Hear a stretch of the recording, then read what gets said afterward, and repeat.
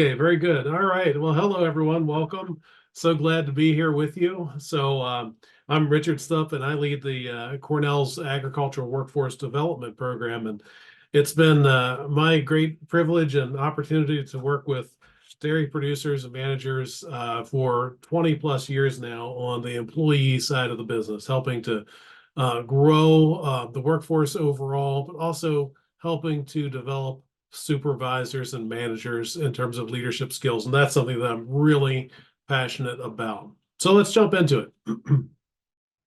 Leading for performance, how to get the very best from your team. So a little scenario here. So it's like we're having a conversation. We've got John, the farm owner, and we've got Carl, the night crew leader. And I'm out there at the farm talking with them. And so here's what John says to me. Top Shelf Dairy has always done things the right way, even before FARM or FARM. That's the quality control program that we have in dairy for a number of different things. And Carl's the night crew leader. So he's a middle manager, a supervisor on this farm, on John's farm. I take pride in my work, and John knows that. So John says, Carl is a good example. He supervises the night shift. Yeah, and night shift gets things done. We don't leave any of our work for others to do. All right, that sounds good. That sounds like what we want to hear from a farm supervisor, getting things done, staying on track, not leaving work for others to do. John says, I like that can-do attitude. That's how we get things done around here. So you can start to see how John feels about these things. Okay. All right. So we're having this conversation back and forth. And Carl says, yeah, for example, if a cow starts to calve near the end of the shift, we put the calf jack on as soon as we have enough feet. Got to get it done before shift change. Now, calf jack, most of you probably know, but a calf jack is a tool for assisting with the calving. But you can also hurt a cow by using it too quickly and too aggressively. And John then reacts. He said, wait, what? What did you say? So we've got this employee who's really a good performing employee. And then suddenly John discovers something that he didn't quite expect. So what's going on here? John's focus. Well, John's focus is really about getting things done. It's about keeping things moving, getting lots of performance, getting things done quickly, on time. And so Carl has picked up on those things. But Carl's behavior is a little bit off track because he's been a little bit too aggressive. So he's putting the calf jack on a little too quickly, and because his priority is about getting the work done and not necessarily about making sure that the cow's health is the best that it could possibly be. So what adjustments should John make? Well, it's not that Carl is a bad employee. John shouldn't fire Carl over this. John needs to talk with Carl more. He needs to engage with him more and understand, what Carl is thinking about, what his priorities are. They need to talk about those things. And in this case, John needs to coach Carl a little bit on understanding that, hey, cow health is important, the most important, and it's okay if some of your work goes over from your shift to the next shift. So it's a matter of just taking some subtle opportunities here to coach and talk with, provide some feedback, and get Carl onto a better track. Not that, for the most part, Carl's a very good employee, but this is one thing that John just discovered. He's not quite doing the way he'd like to have it done. So this kind of opens up all kinds of things about how we can influence and shape people's behavior on the farm. But first off, leadership really depends on our relationships. So we communicate with lots of people, right? All day long, we communicate with someone at the grocery store. We communicate with people that we might know personally, and we communicate with our employees on our farms. And in those situations, if we want to have influence more or less, so when we're supervising people on the farm, we want to have a lot of influence. When it's someone at the gas station or the grocery store, we don't need as much influence. So we don't need to focus on that as much. But communications are how we build relationships. Always, if we don't have any communications, then we don't have a relationship. So the more communications we have, the more we're going to grow that relationship. It just goes together that way. And why are we talking about this?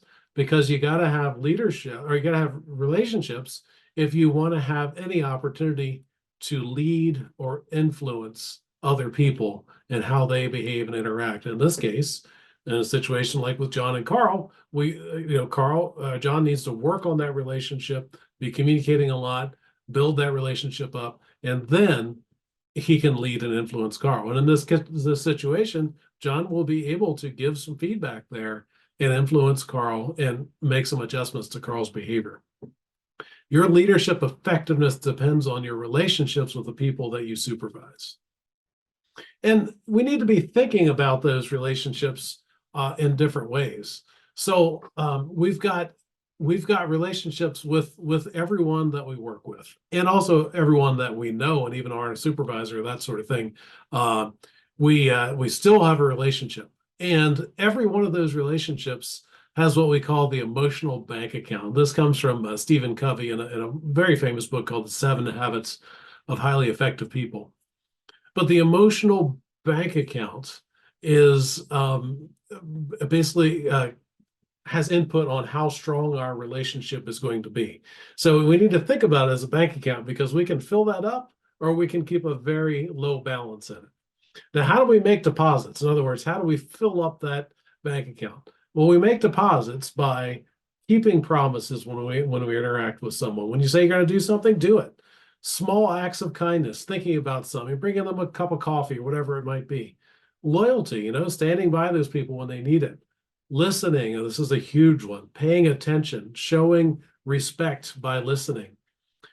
Hey, apologies. In every relationship, if it's a long-term relationship, we're all human. We're all gonna screw up at some point. And I know I'm not perfect. I suspect that most of you aren't perfect. So we're gonna make mistakes, and we're gonna hurt someone's feelings, or we're gonna mess up, or we're going to be potentially not loyal, or maybe we broke a promise or something like that, even if it was inadvertent. But we need to recognize that, show a sincere apology in order to get back on track. And then the last one, which we'll talk about more, is clear expectations. If I'm clear about what I need and want from someone, it's going to be a much better relationship. It's going to help make a deposit into that bank account. But we can also make withdrawals from those bank accounts as well. So withdrawals then are broken promises, keeping distant or not connected, not building those relationships. Maybe there's a language barrier. Maybe there's a little bit of personality difference, and we don't spend as much time building the relationship. Gossip or broken promises and that sort of thing really break things down. Not listening. So not listening to what someone has to say, or showing disrespect by not listening, that's definitely going to break and take away from that emotional bank account that we might have. Certainly behaving in an arrogant way with people. And then last, there's unclear or false expectations. So a lot of things that are deposits on the left-hand side can be withdrawals on the right-hand side. Now, why is this important? Well, if you need to give someone some correction or some constructive feedback, or even some negative feedback, which we'll talk about a little bit later, it will go down a lot better if we have a full bank account.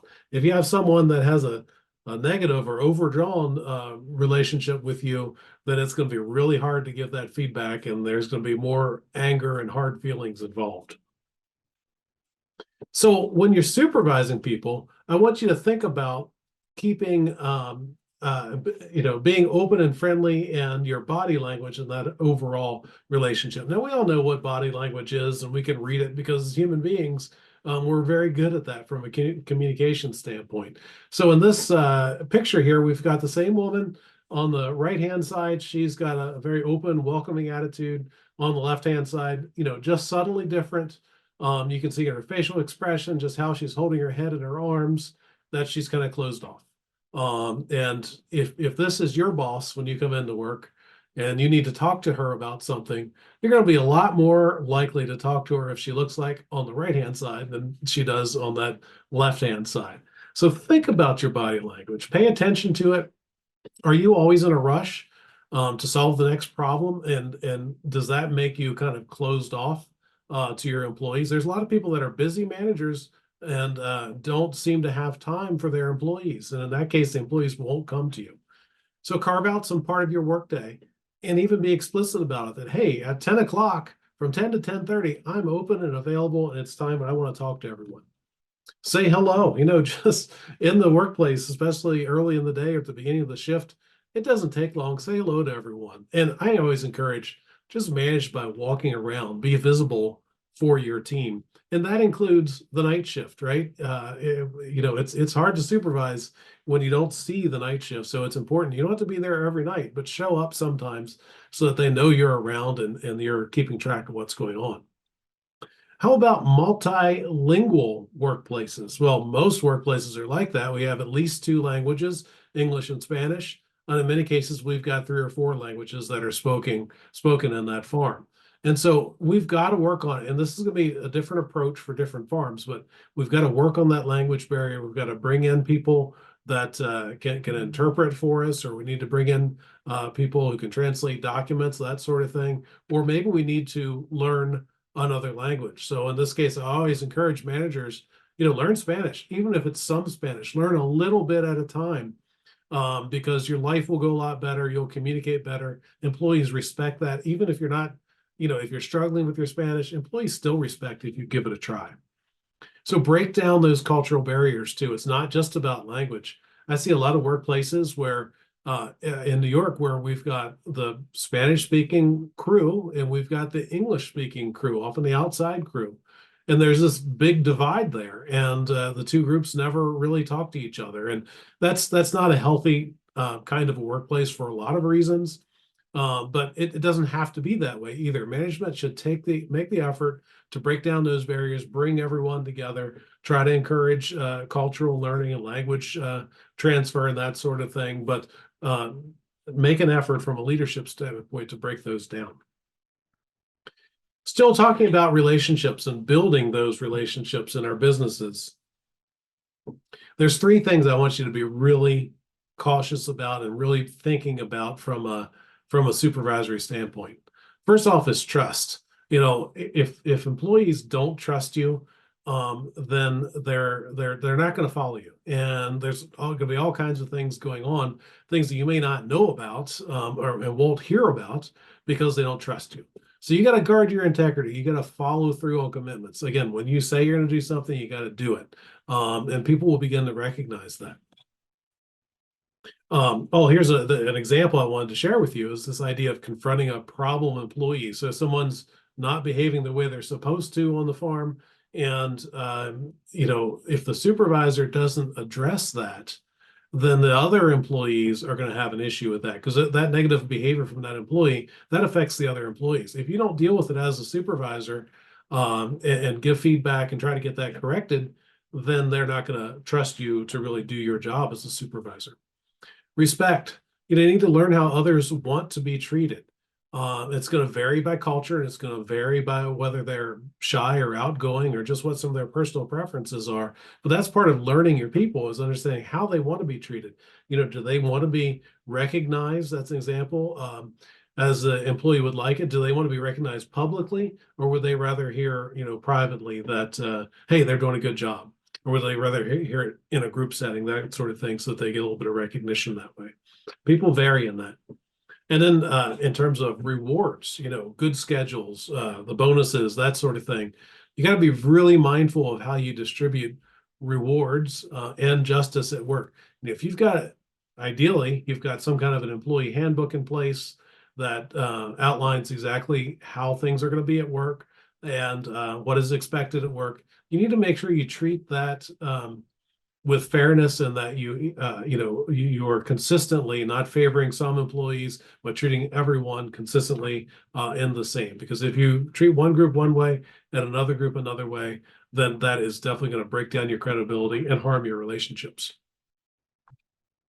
A few years ago, there was some research on this happened to be Michigan dairy farms, larger operations, and they were looking at just different aspects of how they were managing employees. And I wanted to share a bit of this just to add some perspective to some of the next sections that we're going to get into. So in terms of building relationships, well, one way to do that is to meet and to bring the team together and to build those relationships within the team, but also your role as a supervisor. So in this case, so they were meeting among these 12 farms. They asked the employees about how frequently the farm met, and the teams got together. And so the monthly was about 12.8%. So they met that frequently, 3 times per year, about almost 4%, once or twice a year, about 6%. But then only when there is a problem was almost 67%, almost 2/3 only met when there was a problem. And then 10% never met. So, there we've got 76%, over 3/4, that only had a meeting as a team when there was a problem, or they just never had a meeting. So that's not often enough. I think monthly is good practice if you can get to that. But more often than never is a good practice for sure. So I want to turn to some of the very practical aspects of being a supervisor. And this is a tool that we developed, we call the Performance Triad, a few years ago. And it really came out of so many managers asking me over the years, hey, I want to do a better job with leadership. I want to do a better job managing the people in my team. Where would I start? What is the foundation? And so I thought about that for a while and reviewed the research on it and came up with this idea to the Performance Triad to help in teaching. It's really got 3 components, and this is like the core essentials of leading people effectively. And we'll start here. So that triangle shows we got increasing employee performance, and the 3 legs of that triangle are what we need to do. So the first one is expectation. So clear communication about what's expected of employees, including things like job descriptions, handbooks, standard operating procedures, and onboarding, things like that. The next leg then is training and development. And we're going to go into each of these in more detail. But training and development is really anything that we do to increase an employee's knowledge, skills, or in some cases, change attitudes about their work. And then third is feedback. And I often say this is the most powerful tool that a supervisor has. So that's information given to employees about their performance. And that's key, about their performance, to help them improve. So, and again, that's always the goal. Give them feedback about performance so they can improve. So we'll talk about each of these things in a little bit more detail. But I first off wanted to share then a little bit of research. I mentioned this was a few years ago that we developed the Performance Triad and have been teaching from that. But a few years ago, there was a book that came out. It's called It's the Manager, Moving from Boss to Coach. And in that book, they use different words than what I just did for the Performance Triad, but their findings were the same 3 items, basically the same 3 concepts. And a couple of quotes from that book. Employees whose manager involved them in setting goals were nearly 4 times more likely to be engaged than other employees. 4 times more likely to be engaged. And then another quote, employees who receive daily feedback from their manager are 3 times more likely to be engaged than those who receive feedback once a year or less. So feedback, such a critical tool. Goal setting, so that's about expectations, and then providing feedback, shaping that behavior, are just such powerful pieces. And so much more opportunity to have employees be, and by the way, what they mean by engagement here is a disengaged employee is someone who is not interested in their work, not trying to do their best. An engaged employee is interested, has both their mind in it and their hands in it, and they're really trying to perform at a high level. That's the difference. That's what an engaged employee is. So let's dig into these a little bit more.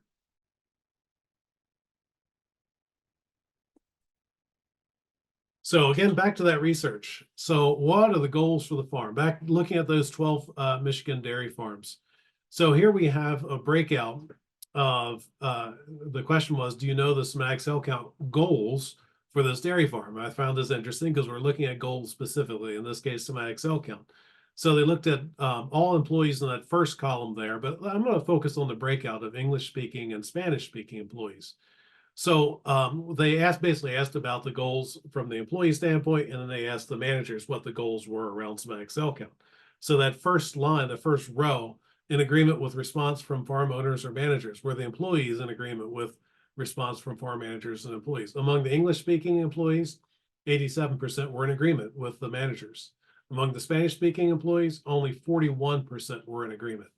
This points very clearly to a language barrier there. So not in agreement then, just kind of the rest. So 13% of the English speakers were not in agreement, but 59%, almost 60% of the Spanish-speaking employees were not in agreement on the goals with the farm owners or managers. So clearly an opportunity here, clearly a breakdown in communications, and kind of sets us up for talking about, okay, what do we do with expectations? So there's two essential questions to answer for employees. And employees always want to know this. What is expected of me? What do you, as a supervisor, what do you expect of me? And then, how am I doing? And, these are reasonable questions. What do you expect? And how am I doing in achieving those expectations? So let's dig into that just a little bit more. We've got different kinds of expectations. Let's look first at behavioral expectations. We got behavioral and we got performance. Let's look at behavioral first. So things like, what time do I arrive for work? Pretty clear and basic. Some managers do a great job with this and have the team queued up well to perform well around this behavioral expectation. Some never communicate clearly about it, and the result is that they have problems, people not showing up because the expectations aren't clear. How should I treat the animals? Well, we ought to clarify that expectation. That ought to be in a handbook somewhere. Managers ought to talk about that and be clear about it. And there ought to be training about how do I treat the animals. What kind of attitude is acceptable here? About team behaviors, how I interact with other people. Is it okay to be that negative person that's always tearing others down, that's gossiping about others, that's causing problems in the workplace? Is that okay? Well, not if you want to have a positive workplace. It's not. If you've got that kind of behavior and you got a person behaving that way, you as the leader, as supervisor, you need to deal with that and say, hey, cut that out. That's not how we interact. That's not how we treat others here. You can't behave like that here. If you're going to behave like that, you can't work here. Where should I get? Who should I go to when I have a question? So yeah, behavioral expectations. How should that be? Should I always go to the boss? Should I go to my supervisor? Should I go to my friends that are peers? Who do I go to when I have a question? Oh, when can I use my cell phone? This in recent years has been a huge issue. And managers have struggled with this back and forth. There were people that tried to outlaw cell phones, that were collecting cell phones in the office when people clocked in and things like that. That really didn't work very well. People were always violating that. So I think the focus increasingly is that, okay, cell phones are going to be part of the workplace too. Some people are using them for work. So we just need to have some expectations about when can I use the cell phone, for how long can I use the cell phone, and when is it safely available for me to use the cell phone. So it's communication about those things is so critical. Then we have other things like performance expectations and kind of getting over into goals. So an expectation then is the basic performance that is expected of everyone. So this is the expectations. Everyone does it. So it could be things like, hey, we get every TDN clean. That's what we're going for, every TDN clean. We follow the SOP. There's no reason here not to follow the SOP. You need to follow it day in, day out. Every time that you're doing this procedure, you follow the SOP. I think we keep the feed room clean and organized. No, it's not okay that on the weekends we cut corners and it's a mess in there for Monday morning. No, that's not okay. This expectation is that we clean up, get stuff organized the way it's supposed to be when your shift ends. Safe equipment operation, 100% of the time. So if it's, this is how we operate that piece of equipment. If we put the seat belt on when we're in the skid loader, that's what is the expectation is, and that's what we do. Positive supportive attitude towards the team potentially. These are all examples of leadership setting things that we would clearly articulate as expectations for people. Now, goals are a little bit different. They're similar because we're setting some expectations for employees, but we've changed it a little bit. It's not quite the same as an expectation. A goal is something, hey, we're trying to achieve, but we might stretch ourselves a little bit to achieve that. We may not always hit it. So we're going for dry matter intake at 52 pounds per day. That would be more of a goal than an expectation. We're going to hit the quality milk targets. We're going to harvest X number of tons of silage this week. Percent of live births, things like that. Often goals are measurable things that we have to stretch for, but they're going to be valuable for us to reach. Employee turnover below 20%, a bunch of things like that we could be trying to achieve. So I like to wrap up this idea of expectations right here because, you know, I love the expression that this little boy has on his face there, because in some ways this is obvious, right? If we're clear about what we expect from employees, we're so much more likely that employees are going to achieve those expectations. If we're not clear about our expectations, then they're not going to know what they are, and so they're not likely to achieve them. I know that sounds like a no-brainer, but I've been working with farms for 25 years, and I go in so often and find that this idea of setting expectations and communicating them is consistently not done on many farms. It's just the starting point.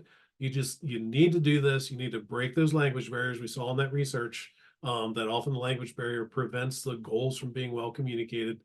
And as supervisors, we need to focus on this and make sure that we are communicating exactly what those expectations are, both the behavioral and the performance expectations. So that is job one. So number two is training employees, providing some effective training for them. Back to that research, let's take a look at that. So responses from employees in those herds, who usually trains the new milkers? So among the English speakers, about 42% said owners or managers. Among the Spanish speakers, only about 14% said owners or managers. And then the next group then was other workers trained them, or they were self-taught. So nobody trained them, they taught themselves. So among the English speaking, 58% were saying that either other workers or they were self-taught. Among the Spanish speaking, it said other workers or self-taught was 86%. And that is just a mind-bogglingly high number that these farms had that, frankly, that little control over training, that it was other workers doing the training. So in other words, whoever happened to do the job the day you showed up for work was the one that did your training for you. And that's really not the recipe that we want to have for success. So who should be training employees? Let's focus on that for a little bit. So in this image here, we've got a couple of different possibilities. We got a person at the top who speaks only Spanish. We got a person there in the middle, a woman there in the middle who she can speak Spanish and English, so that's great. She's bilingual. Then we got a man down there at the bottom with the orange hat, and he says he can do the training, and he speaks only English. So we've got the language issue to think about. And I know in a lot of farms, this is the deciding factor. And it is an important one for sure. And you know, we should talk about that. That's one of the variables that when we're thinking about who should do the training, that should be considered. But what about qualifications, right? Is this person qualified to do the training? Do they even know how? Are they a good performer? Do they know how to do whatever the task is? Do they do it well? Interests. You know, so many people that frankly get saddled with the extra duty of training often don't want to. You know, they're not interested. And if you don't want to train somebody else, or you've got some kind of an agenda where you don't want the new person to do well, you're not going to do a good job training. You might even sabotage the process. So think about it. Is this person interested? Patience. Hey, it takes patience to train. You know, the people that are high performers in a job, their performance is way up here and they can go really fast. Your new person is way down here. You know, they haven't learned the job. They have to go much slower in order to learn. And so it's hard for that high performer to get down here to where the new person is in order to learn. And so that some people don't have the patience in order to be effective as a trainer. Does a person have the knowledge and skill that's appropriate to be a trainer? Maybe they can do the job okay themselves, but maybe they don't really have that deep enough background and knowledge to be effective as a trainer. And wait a minute, what about the supervisor? The supervisor is ultimately accountable for performance. We'll look at feedback later. Shouldn't the supervisor be involved in training? Now, I know I have question marks behind these because these are all variables, all factors that really we ought to be thinking about when we think about who is going to be the best person to do that training. I think the supervisor, even if let's say there's a language barrier and the supervisor is not able to actually do the training, the supervisor should be there, should be involved and engaged in the training so that later on when they're giving feedback and when they will know what exactly was the training that the new employee got. So think about all those factors when you're making your choices about who to be the trainer in the situation. I wanted to talk with you a little bit about a training model. So we're going to get into how to do a better job with training and how to think about it. We found that most people working on farms, even those that are responsible for training, have never had any training themselves in how to train other people. And so with that in mind, I wanted to share a little bit some of the basics of how to do a better job with training. So first off, let's think about the model overall. What are we trying to do? And we start with that blue box at the top, which says rationale. And that is a fancy word for why. Why are we doing this training? What is the purpose of it? If it's worth our time and effort of the employee and the management and all to be involved in training, what are we looking for? What should the outcomes be of that? Why is it important? And then if we get that right in our mind, why we're doing this, then we ought to be able to clarify what are the objectives. So the objectives are as simple as what will the person be able to do at the end after the training that they couldn't do before the training? And if you can answer that question, you're a long way down the road now to doing an effective training. So if we identify what our objectives are, then we think the next step is, okay, those are what our objectives are. What are the activities? What are the things that we're going to have the trainer and the trainee or the learner do in order to acquire these new skills or knowledge that is needed? And we'll talk about that some more. And then after that is evaluation. So the question is, did it work? Did the person learn what they were supposed to? And if it did, wonderful, we got a good training. If it didn't, then we need to go back and rethink what we're doing. And that's what that next question is. Okay, did they learn? And one possibility is yes, they learned what they needed to, they learned the objectives, and then that kind of confirms what we're doing. That's positive feedback, and we move on from there. The other possibility is that no, they didn't learn what they needed. We give some feedback that maybe helps them get back on track, and then we circle right back to the rationale. Why is this important? And this is both with the employee, which we'll talk about a little bit differently a little later. But right now, this has to do with our training itself. Maybe we need to do a different job and go about it differently than we did. So let's dig into those activities. So activities should be designed to stimulate learning, and they should obviously connect to the learning objectives. And they're really limited only by your imagination. So it doesn't have to be just watch me and then you follow. You know, there's things we could have them read. We could have them read the SOP. Maybe there's an outside article or fact sheet that they should read. Watch. Maybe they watch me, or maybe as the trainer, or maybe they watch a video about the task. Listen. I mean, listen to the trainer. They might listen to something else. Choose. Okay, now we're starting to change what these are like a little bit. We had them choose what is the best answer among some possibilities. Practice. We had them practice hands-on in a safe environment. We had them discuss it. So with either the learners, other learners, or a coach, talk about why this might be important. And maybe we had them plan to improve a situation. What I want you to notice here is that the first couple were passive. In other words, a person could kind of sit back and read something or watch or listen. They're not as engaged. The other four are much more active. They have to get in there. They have to use their brain. They have to use their hands and be active in their learning.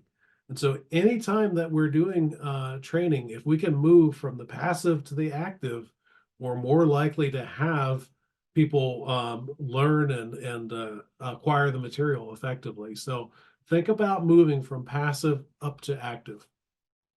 This is a training plan, and really what we've done is take that training model and just simplify it down to one page that for most tasks on a dairy farm, we can simplify it this way and to get you to think that through. So what's the training plan? Name the date. What are our performance objectives, our learning objectives? what is the task in that first column? Why is it important? That's getting our rationale. And then third, what are the activities that we're going to do? So we've covered most of that model right there.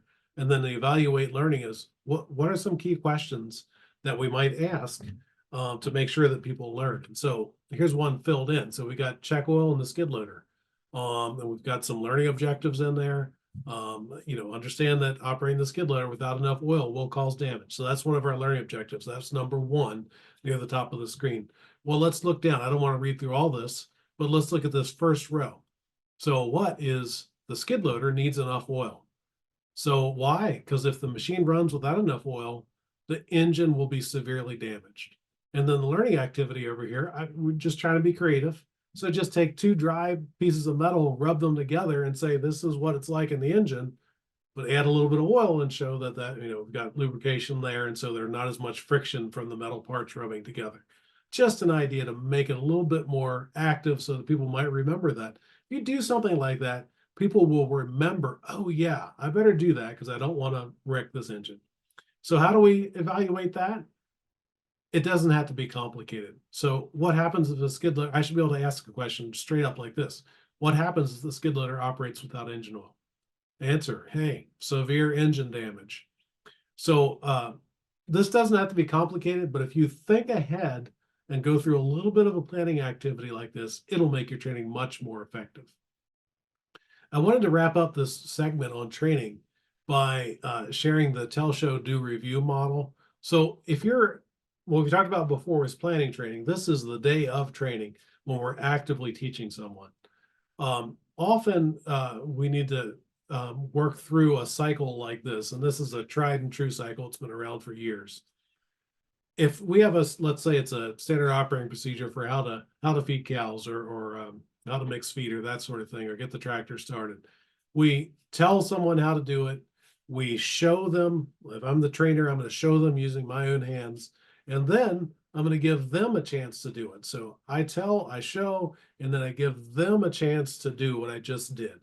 And then I stand there with review. I'm watching, reviewing what they're what they're doing. Were all steps in the procedure done correctly? If yes, then congratulate them because they did it right. Great. If the answer to that is no, then we praise them for the steps they did well. So pick out the pieces they did right. And then we circle back right up to tell, show, do, review to correct the things that they didn't do right. And you know what? You should expect to cycle through at least a couple of times anytime you're training people. So keep that in mind if you're training. Tell, show, do, review. That's how we cycle around and make sure that people learn and get down the skills that they need for this task.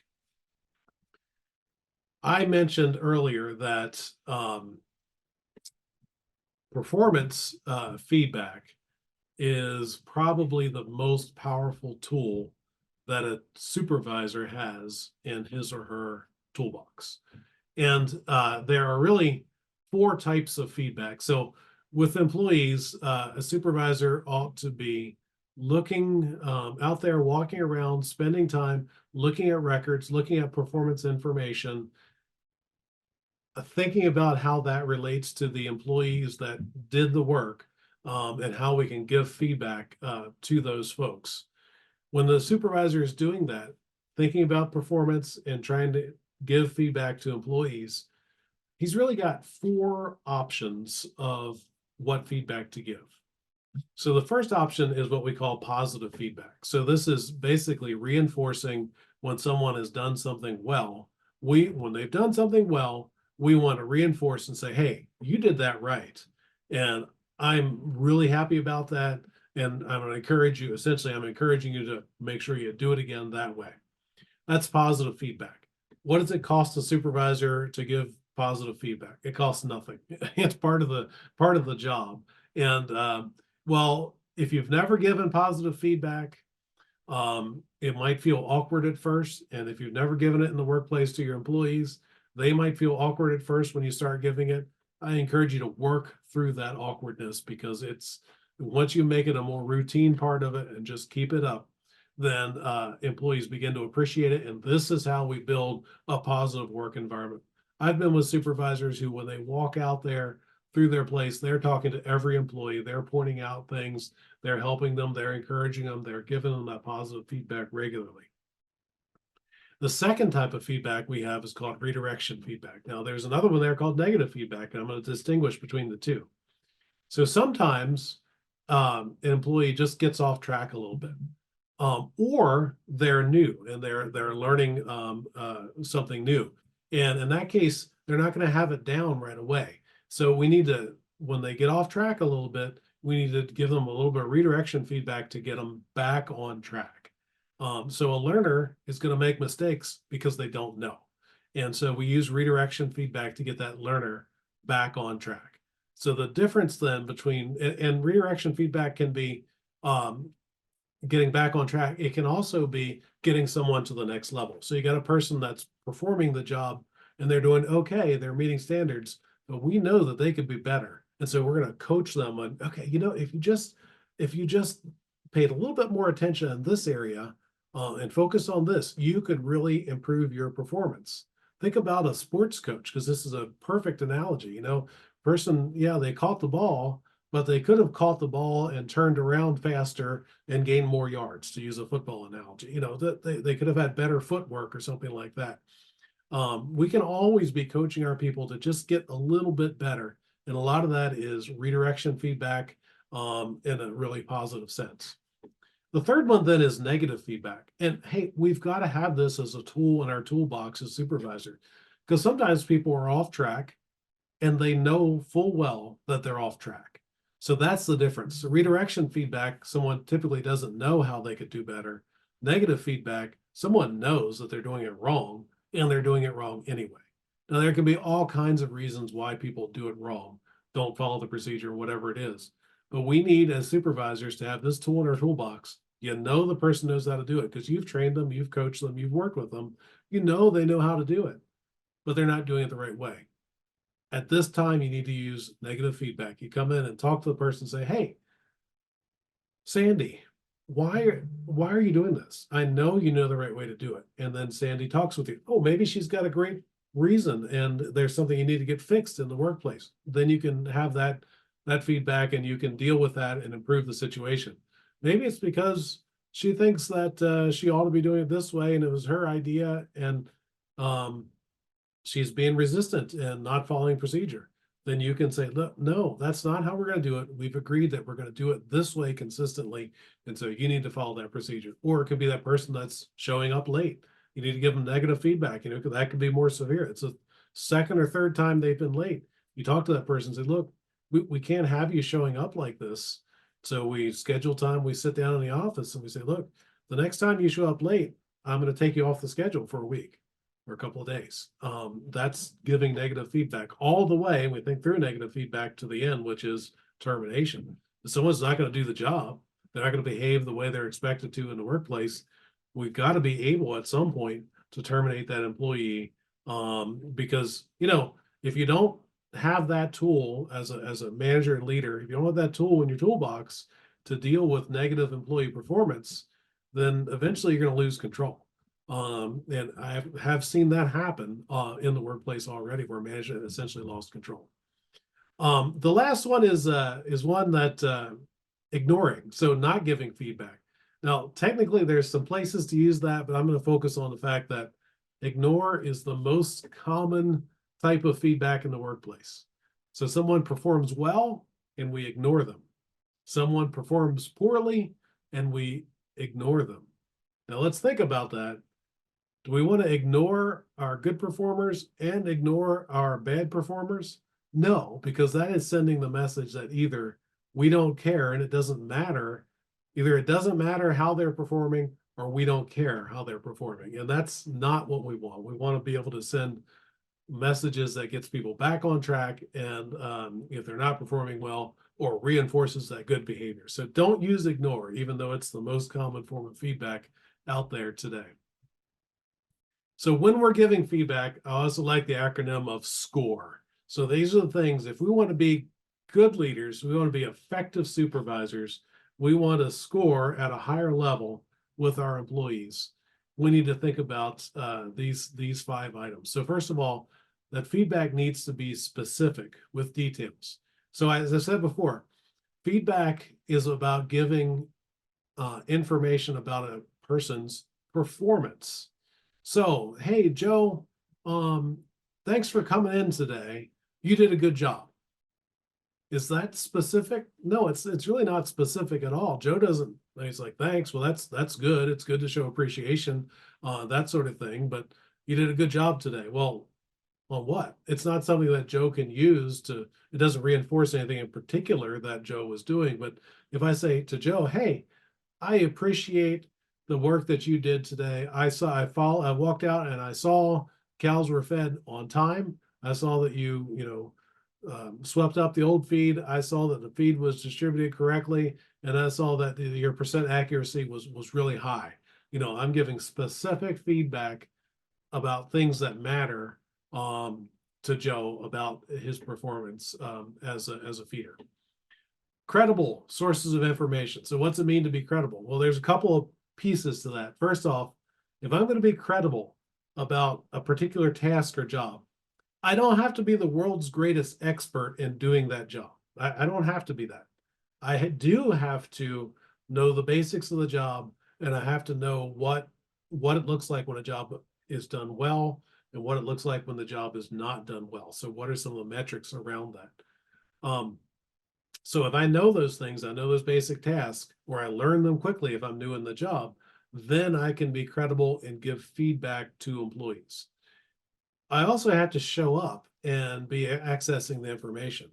So again, you've got that feeder that works the morning shift, and you don't come in as a supervisor until the evening shift. If you never go in the morning and see that feeder and gather information and build that relationship, you're not going to be a credible source for that feeder. So you gotta be credible. You gotta be present in the workplace, not all the time, but sometimes. On time and frequent. So feedback is like bread. It gets stale. So think about it that way. So if I see someone doing something wrong and I wait a while, then to give feedback, every day that I wait is going to make it less and less effective. So I'm sure many of you out there are parents, right? So think about when you had a 5-year-old at home and that 5-year-old messes something up or does something wrong. So you wait a whole week and then try to talk to your 5-year-old about what he or she did wrong. They're not going to have a clue what you're talking about. You have to try to recreate the whole situation. But with a 5-year-old, there's no way. You're just not going to be able to do it. You have to give that feedback immediately for that 5-year-old to get it. Now, your employees aren't 5-year-olds, in spite of what some of you might think. They're not 5-year-olds. They typically have a longer attention span. I might be able to give feedback within that first week. I will have to recreate the situation. It's better if I can do it right away or within a day or two. That's how I want to give feedback, frequently and on time. Don't wait for the 6-month performance review or the annual performance review. Those things are good practices and I support them, but only if employees get feedback on a regular basis throughout the year. That annual performance review should be a summary of everything we've been talking about up until then. Needs to be relevant to performance. So relevant means, okay, so if we've got a person that's a feeder, it needs to, we need to give feedback on how that person is feeding cows, how they're operating equipment, what their performance metrics are, all those things around feeding cows. Does it matter what kind of clothing that they wear to work? Probably not, unless you got some kind of rules and some specific reason to it. Feedback on how they're dressed probably doesn't matter, and it probably isn't important. It probably isn't relevant unless they're wearing loose clothing or something like that, and there's a safety issue around the PTO shaft or something like that. That could make something like clothing relevant to performance. So see what I'm driving at. Feedback should be relevant to performance. And then the E is probably one of the more important components of effective feedback. And that is that it ends looking ahead. So what I mean there is that if we have to give some redirection feedback and it's not 100% positive and someone's a little off track and we're trying to get them back on track, don't just say, hey, Nancy, you screwed that up and you didn't get the cows fed correctly. Boom, I'm done. No, don't end it there, because that's going to leave the person upset. leave them feeling down. That's going to leave them feeling unsure about themselves and feeling discouraged. I'm going to give Nancy that feedback that, hey, you didn't meet expectations on how you did that job today. I want to say, look, here's what you can do to do better next time. Here are the specific things that you can do to do better next time. And furthermore, I want to say, hey, I believe in you, Nancy. I know you can do this. You just get these things right. You pay attention to these details, and you're going to do just fine. So now I've lifted Nancy up. I've got her back on track, refocused on doing the job the way it needs to be done. So that's what ends looking ahead is. And, that can be positive too. Say, hey, Juan, you've done a fantastic job learning how to feed these calves. You're really catching on. You could actually get to the next level if you'd also check the bedding on a more frequent basis and make sure they're a little bit more bedding in there than what you've been putting in. It's all positive. I'm just coaching Juan up to the next level with that ends looking ahead. So keep that in mind. It's not just, hey, great job, Juan. It is, hey, it's a little colder right now, and so we need to make sure that we've got a full 4 inches of bedding in there with the calves. And so, here, look at this one. This one is good. This one over here, it's just not enough. So that's in the future, make sure they all look like this. I've given very specific feedback that Juan can use going forward. Okay, just a real brief reminder, we're actually starting up. We do very extensive supervisory leadership training. Use your device to take a picture there of that little whatever that's called in the corner. You can use your phone to take a picture of a QR code. But just wanted to let you know that we're doing Spanish and English. Transition to supervisors in Spanish, the next course that's coming up here in a few days. And then ethics and employment regulations is coming up. That is the English course that's coming up. But there's a whole series of 6 courses in our supervisory leadership courses. I encourage you, if you want more of this type of information that leads toward a certificate, then this is where you go to do that. So I'm going to wrap up by just reminding you of those key points that we just talked about. If we're going to lead and be effective in that way, we got to work on communicating and building those strong relationships.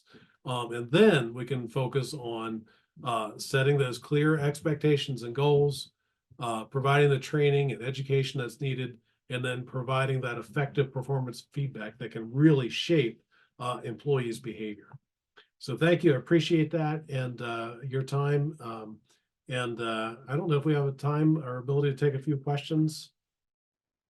Hi, Rich. Thank you so much for this great presentation. Yeah, we do have some questions. We're going to go through some of them if you want to answer them.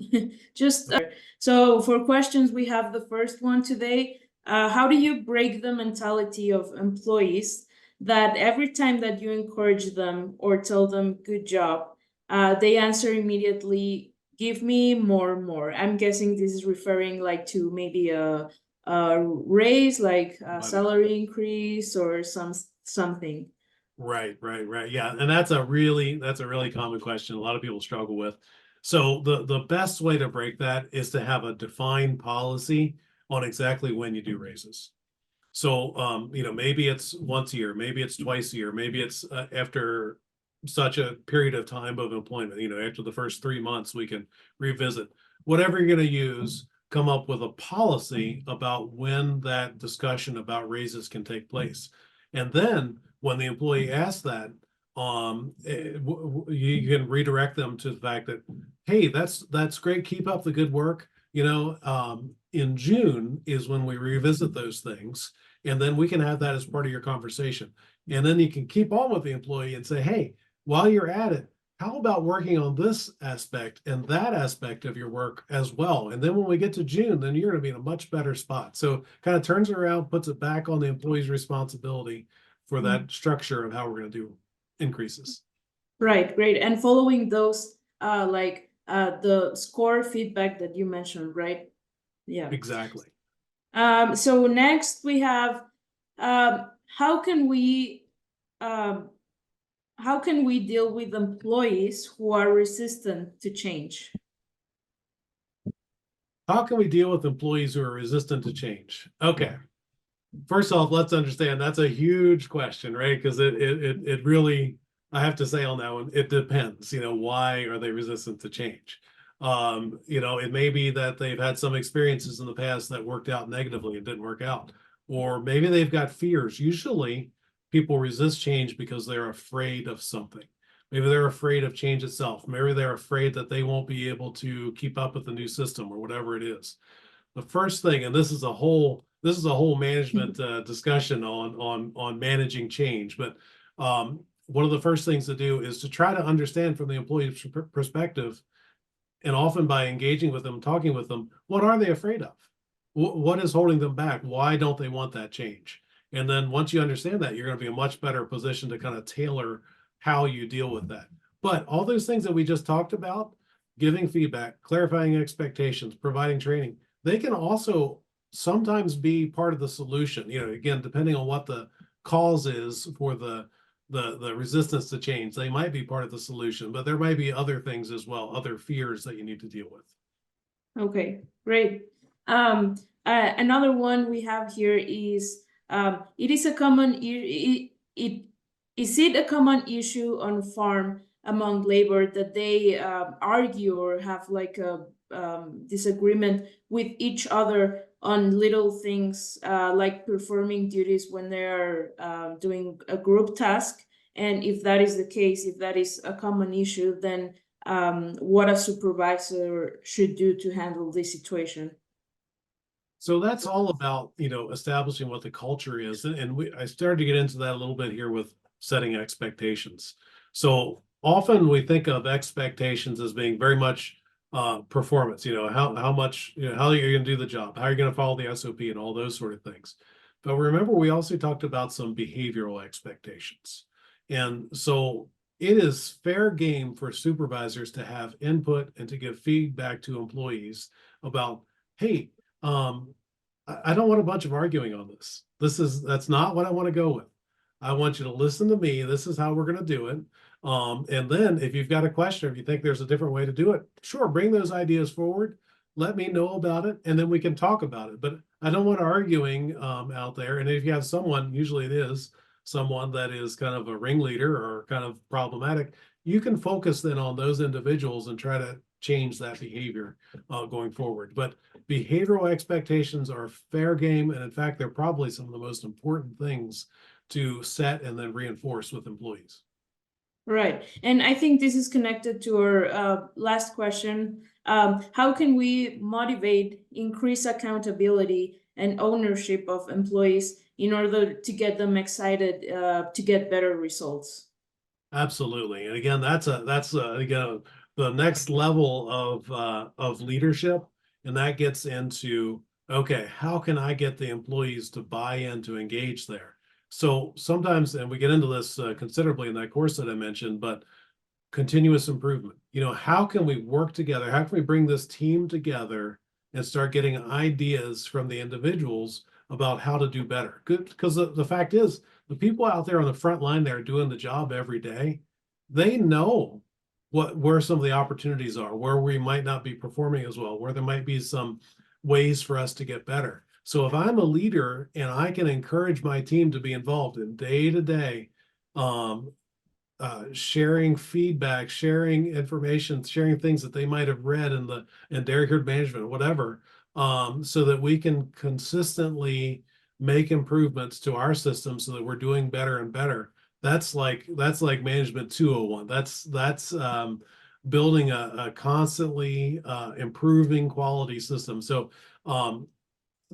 and what we'll do then when we've got that continuous improvement, employees will suddenly find that, hey, I'm valued not just as a person who can do the job. I'm valued as a person who has ideas, not just hands. I've got a brain and ideas that I can contribute to us performing. When you get to that level, then you've got a much higher performing team and much more engaged employees. Yep. Perfect. Well, thank you so much for this presentation, Rich. This was great. Thank you again to everyone that joined. Thank you to our sponsor, Farm Credit East. And we'll see you on the next week with the next webinar. Thank you so much. Thank you.